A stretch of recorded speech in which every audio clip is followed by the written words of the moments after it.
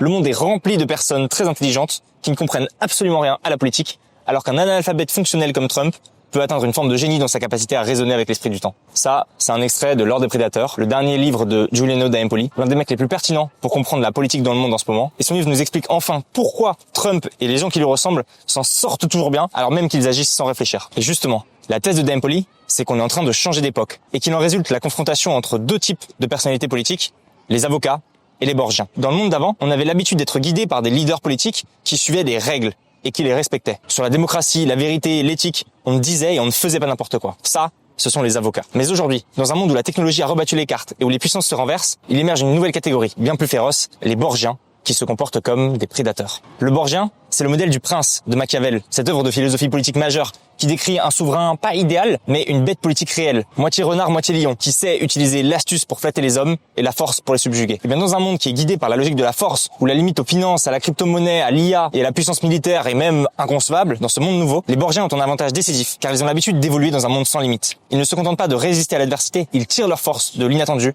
de l'instable et du belliqueux. En gros, plus on est dans un monde qui va vite et qui est guidé par la force, plus ceux qui s'en sortent ne sont pas ceux qui réfléchissent et agissent bien, mais ceux qui agissent tout court. Et parfois on se dit, mais ils agissent n'importe comment, ils racontent n'importe quoi. Mais justement, c'est le but. Cette action, elle doit pas être réfléchie. En tout cas, du point de vue des borgiens, il faut que cette action soit irréfléchie. Car quelle serait la valeur d'une action qui répondrait simplement à la nécessité? Ce ne serait guère plus que l'acte d'un technocrate. Et les technocrates, les fonctionnaires, les avocats, ceux qui disent non, c'est pas comme ça, il faut être plus dans les clous, eh bien ce sont justement ceux que les Trump, Musk et autres seigneurs de la tech exècrent parce qu'ils ont dû briser les codes pour se faire une place en tant que personnage excentrique, et que tous ceux qui représentent l'ancien monde pourraient les empêcher de réaliser leurs rêves et leurs désirs de puissance.